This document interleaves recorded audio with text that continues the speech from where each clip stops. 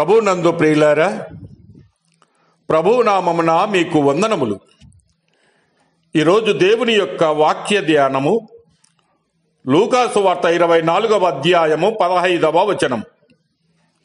వారు సంభాషించుచు ఆలోచించుకొనుచుండగా యేసు తానే దగ్గరికి వచ్చి వారితో కూడా నడిచెను. దేవుడు ఈ మాటలు దీవించి ఆశీర్వదించునుగాక. గమనించండి ప్రియులారా, ప్రభు అయిన యేసు క్రీస్తు ఇద్దరు నడుచుచూ సంభాషించుకొనుచూ ఉండగా వారి యొద్దకు ఆయన వచ్చాడు. యేసు ప్రభు శిష్యులు ఆయన గురించి సంభాషించినప్పుడల్లా వారిని కలుసుకొని ప్రభు వారి సంభాషణ విని దానిని జ్ఞాపకార్థ గ్రంథమున లిఖించునని లేఖనములు తెలియజేయుచున్నవి. ఇచ్చట మరీ ఎక్కువగా మనము గమనించవచ్చు. ఆయన వెళ్ళి వారిని కలుసుకున్నాడు. ఇద్దరి స్నేహితులు భారంతో కూడిన హృదయములతో నడుచుచు ప్రభును గూర్చియే వారు సంభాషించుకొనుచున్నారు. ప్రభువు వచ్చి వారిని కలుసుకొనెను. ప్రభువునకు వేరైన సంభాషణలో ప్రభు సన్నిధిని మనము కలిగి ఉండలేము. ప్రభువు నెరిగిన విశ్వాసులైన వారి మధ్యను ఇదియే జరుగుట మనము గుర్తించగలము. మరి ఆలోచించుము, నీ సంభాషణ ఎవరి గురించి ఉన్నది?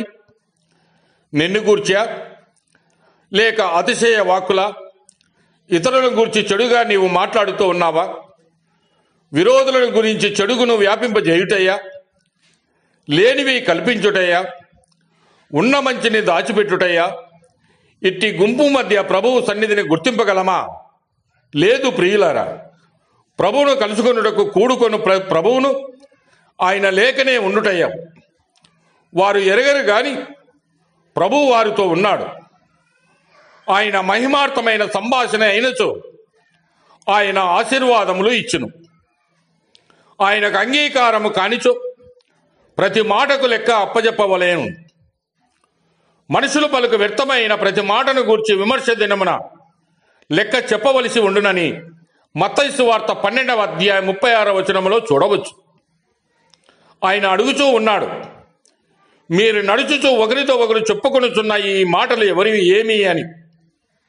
నిజమే ప్రియులారా, మనము ప్రేమించు మన ప్రియరక్షకుని గురించి, ఆయన రాజ్యమును గురించి సంభాషించుట ఎంత ధన్యకరమో ఆలోచించుము. ఆయన మనలను సమీపించును, మన సంభాషణలో ఆయన పాల్గొనును, మనలను తన సన్నిధి భాగ్యముతో నింపును, మన హృదయముల ఆనందముతో పొరజేయును. మన ప్రియ క్రీస్తునాథుని గురించి మరి హెచ్చుగా మనము సంభాషించుదాము. దేవుడు మిమ్మల్ని దీవించి ఆశీర్వదించునుగాక.